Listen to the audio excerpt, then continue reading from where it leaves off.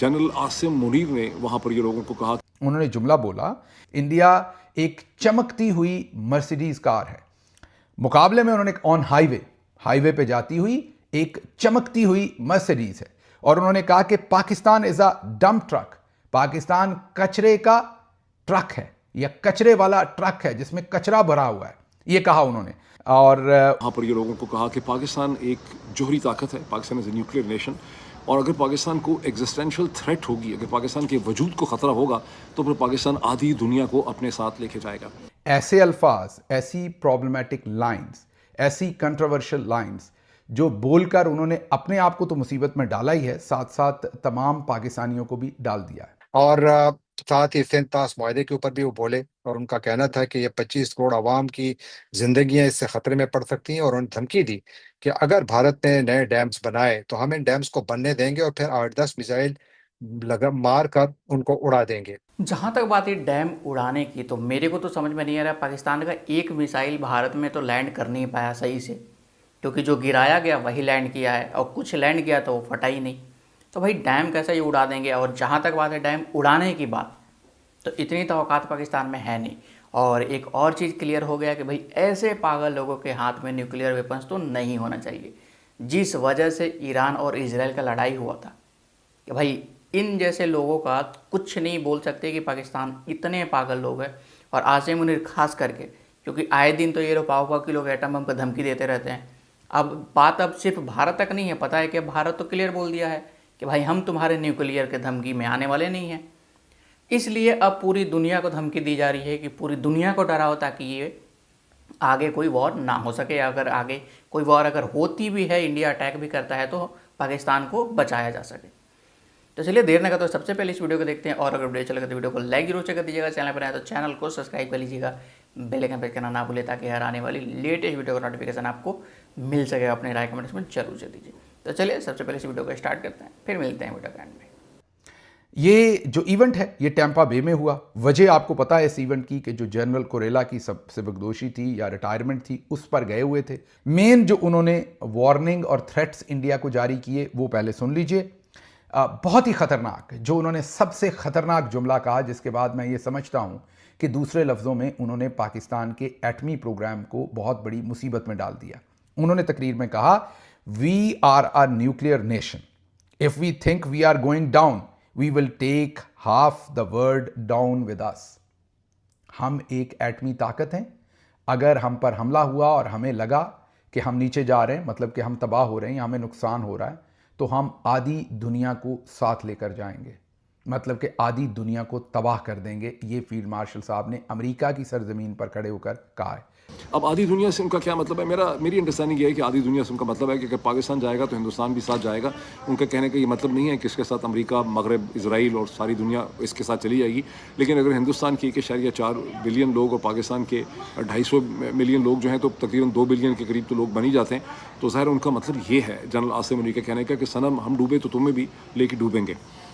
उन्होंने ये कहा कि पाकिस्तान 250 मिलियन की नहीं 25 करोड़ की आबादी है। ये तो इसी हफ्ते वर्ल्ड बैंक ने कंफर्म किया है कि पाकिस्तान की आबादी अब जो है 25 करोड़ से ज़्यादा है। उन्होंने कहा कि पाकिस्तान का पानी रोका जाए, पाकिस्तान ज़रूरी है कि पाकिस्तान का पानी और दाना, पाकिस्तान का एग्रीकल्चर, पाकिस्तान की फूड सप्लाई कोई रोकेगा तो ज़ाहिर है कि पाकिस्तान उस पर रिएक्ट करेगा और आराम से हम इस पर नहीं बैठेंगे। और उन्होंने कहा कि ये दरियाए इंडस जो है, जो दरियाए सिंध है, ये किसी की फैमिली की जागीर नहीं है, ये इस खत्ते का दरिया है और इसको नहीं रोका जा सकता। उन्होंने कहा कि पाकिस्तान वेट करेगा, हम वेट करेंगे कि नरेंद्र मोदी हुकूमत इस किस्म के डैम बनाना शुरू करे और जब वो बना चुके होंगे तो हम 10 मिसाइल मार के ऐसे डैम को तबाह कर देंगे। और उन्होंने ये कहा, बूस्ट किया, उन्होंने कहा हमारे पास मिसाइल्स की कोई कमी नहीं है। यही फ़र्क होता है एक लीडर में, जो अल्फाज की रेमिफिकेशंस को, अल्फाज के वज़न को, अल्फाज को एक दूसरे के साथ जोड़कर पढ़ने को और उनके मतलब को, जगह को और वक्त को और कॉन्टेक्स्ट को समझ सकता है और उन अल्फाज को तोल के इस्तेमाल करता है।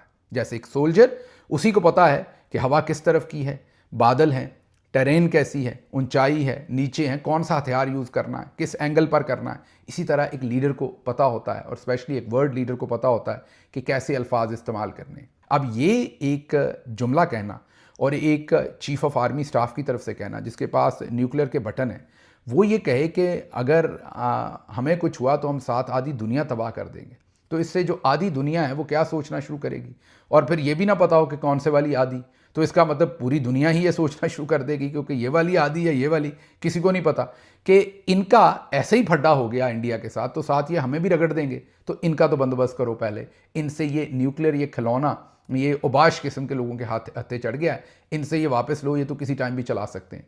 बहुत ही खतरनाक, बहुत ही इररिस्पॉन्सिबल स्टेटमेंट। अगर वो यही स्टेटमेंट सिर्फ इंडिया की हद तक देते कि अगर इंडिया हम पर हमला करेगा तो हम तो डूबेंगे सनम, तुझे भी ले डूबेंगे, मतलब कि इंडिया भी हमारे साथ ही नीचे जाएगा, तो कोई मसला नहीं था।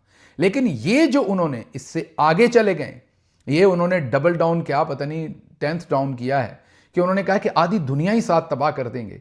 इससे जो फनेटिक आइडिया है उनकी तमाम बातचीत के अंदर, उसको दुनिया नोटिस भी करेगी, लिखेगी भी, और हमारा बंदोबस्त करने का आज से कोई ना कोई प्लान भी बनाएगी। तो बहुत ही खतरनाक जुमला, नहीं कहना चाहिए था, फील्ड मार्शल ने कहा। आगे चलें। गोया दोनों जानिब एक मर्तबा फिर तल्खियां मजीद बढ़ रही हैं।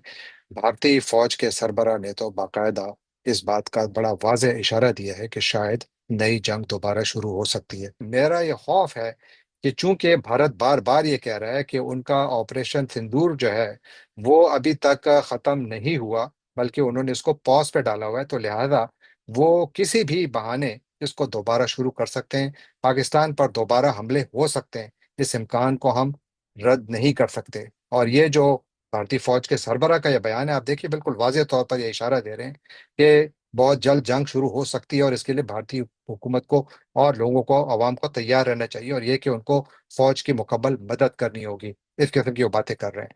और साथ फिर उन्होंने पाकिस्तान की जानिब से जो इस जंग में फतह का जो उनके मुताबिक दावा है, उनका कहना है कि पाकिस्तान में जंग की हवाले से जो बयानिया वो इस तरह का बनाया जा रहा है कि अगर आप पाकिस्तान में किसी से पूछें कि क्या आप ये जंग हार गए या जीत गए, तो जवाब मिलता है कि मेरा चीफ फील्ड मार्शल बन गया है, हम जीते हैं इसीलिए वो फील्ड मार्शल बना है। तो उन्होंने बेसिकली पाकिस्तान का मजाक उड़ाने की कोशिश की। दोस्तों मुझे लगता है आसिम मुनीर आया ही है 72 वोट पाने के लिए, लेकिन इसको मिल नहीं रही है। अब मेरे को लग रहा है ये दिलाए अभी भारत ही, क्योंकि ये जिस तरीके से स्टेप ले रहा है और बड़े बड़े होता है ना, एक जंगी जुनून इस पे सवार है कि भाई मेरे को लड़ना है, अल्लाह के लिए लड़ना है, पता नहीं किसके लिए लड़ना है, लेकिन इसको है कि मेरे को लड़ना है, कहीं भी जाकर फटना है। अब इसको वो तो मिल नहीं रहा है, तो ये अपने आप में अब जो बन सकता है इससे वो करने को तैयार है कि भाई भारत को डिस्ट्रॉय कर देंगे तो दुनिया को डिस्ट्रॉय कर देंगे, तो ये कर देंगे वो कर देंगे। लेकिन यही चीज़ बताना चाहते हैं कि हाँ, इसका बंदोबस्त अब होगा कि भाई जिस तरीके से अब पूरी दुनिया को धमकी मिलने लग गई है, क्योंकि भारत अब डरने वाला है नहीं, अब दुनिया को चपेट में लेने के फिराक में है कि दुनिया से किसी भी तरह करके कि भारत हमला ना करे, उसको मना करके रखा जाए कि भाई जो भी सोल्यूशन है बैठ करके बात कर लो। लेकिन ये अब होने वाला नहीं है। आपकी राय क्या है इस वीडियो पे अपने राय कमेंट्स में जरूर से दे, और अभी तक वीडियो को बने हुए थे वीडियो को लाइक जरूर से कर दीजिएगा। चैनल बनाए तो चैनल को सब्सक्राइब कर लीजिएगा, बेल आइकन प्रेस करना ना भूले ताकि हर आने वाली लेटेस्ट वीडियो का नोटिफिकेशन आपको मिल सके, और अपनी राय कमेंट्स में जरूर से दीजिए। तो मिलते हैं किसी अगले नेक्स्ट शो में टॉपिक पे, तब तक ले जय हिंद जय भारत।